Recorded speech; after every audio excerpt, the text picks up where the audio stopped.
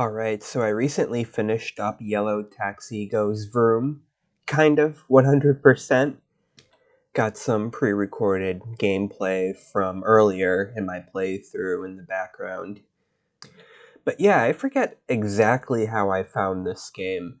I believe I saw some other smaller indie devs promoting it when it came out, or just in general talking about it.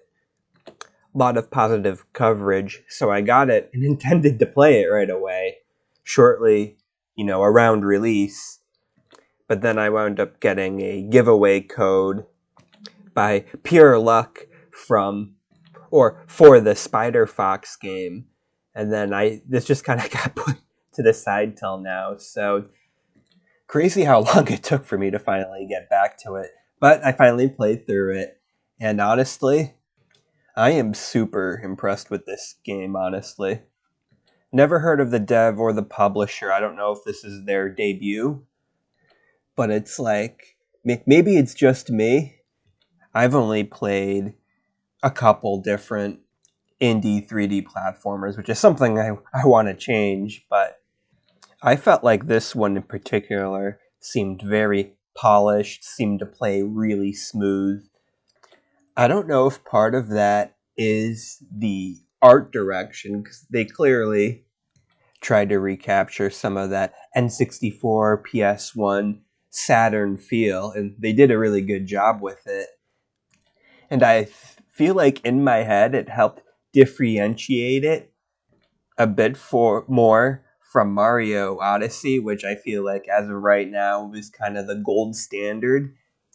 Not that I ever expected other indies to really hit that same quality, but I don't know. I feel like this very different tone, or even just in general, more stylish art directions, may be beneficial for this type of game when I feel like other ones have kind of gone with the style close to Mario Odyssey in a way, I guess. I don't know if any of this really makes sense. It might just be a personal thing. But I don't know. I just feel like it helps feeling as distinct from that specific game as possible. That's not the only thing here, though. You playing as a yellow taxi toy isn't just meant to, be cute and unique. The game, as you can probably tell from some of the gameplay, plays into that quite a bit. Jumps a lot of the time are based on these ramps and sort of the boost in physics you get when you try to fly off them. And it's not something I've really seen from another 3D platformer, and especially with how important jumping is in this type of game, if you can make it feel that unique and still fun, I mean, you did your job and then some. Oh yeah, because I forgot I got stuck in this. I forgot I had to respawn before I found a way out. I want to say I respawned because, yeah, right there, it was looking a little hopeless. That's probably the only time in my entire playthrough that I really glitched like that. Kind of funny, I wound up catching on camera, though, of all things. Only having recorded a small percentage of my gameplay. And I like the simplicity of the controls, too. It's literally just, move forward, back, left, right, and your boost. But your boost has so many different techniques. Like, you'll see me right here fail because I messed up the controls for one of the techniques. It's like a super boost you get from pressing forward after the boost animation you see right there. But for some reason, I misread it at first and thought you had to press the boost button again after the animation. I did figure it out. I think at the end of this session or my next session playing the game. And that was the point I realized I was pretty much going to 100% it, because that was the main obstacle I was having with some of the collectibles. But you saw me try a backflip where you go further but not as high, and you have the interruptions to the boost animation that give you a little jump. And it does a really good job of the easy to complete with the core mechanics, but difficult to 100% with the more technical ones, which is something for the genre. I feel like this game does decently better than some of the very best. Something else I really loved too is they took a little inspiration from another popular taxi game. No one may have heard of it, Crazy Taxi, where they have levels set up with a time limit, and the time limit is plenty. Like, you are going to have to do some of the side quest things that they set up and collect clocks. But as someone who gets a little anxious when there's a time limit over my head, it definitely was more than reasonable. Although there was a couple in one particular level more tight time challenges, but they were more than doable too, and were just built similar to other time challenges in other games in the genre. It's what you would expect, but yeah, the Crazy Taxi levels, you have a bunch of people throughout the map, just like in Crazy Taxi. You can pick them up, take them to the destination. That expands your time quite a bit, and it works really well in a platformer, surprisingly. I felt it was kind of refreshing too, because I'm someone in a 3D platformer where I'll normally search every nook and cranny, slowly progressing throughout the world, but this kind of forced me, and I didn't mind, into sort of front loading my time extensions and sort of getting a sneak peek of the entire level, and then going back when I had plenty of time to sort of clear everything else. Because I forget about, am I about to mess up and have to do that again? Not that it was a big deal once I figured it out. Oh no, I don't think so. Was getting a little adventurous there with the gameplay. Oh no, maybe I do it here. Can't remember if I did or not mess up. But if I had any issues with the game, they're very minor. The first thing that comes to mind is I wish I was a little more motivated, because I said I pretty much 100%ed the game, but I actually didn't collect all the costumes. I'm missing, I know there's like a gold one, probably the most expensive one in the game, that I didn't have enough money for, and it looked like in the closet area, like there was a couple empty spots. But since I was already missing and not intending to get the one, I just sort of let it go. Which, I'm someone in Mario Odyssey.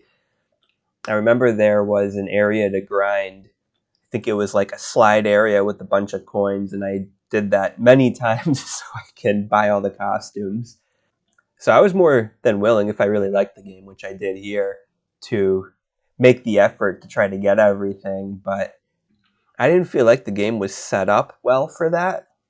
Like, I don't know if you'll see in my gameplay here, but if you die, all the coins will reappear, but they'll all be grayed out and not count towards your total, which I kind of get, especially since there's no lives if you die.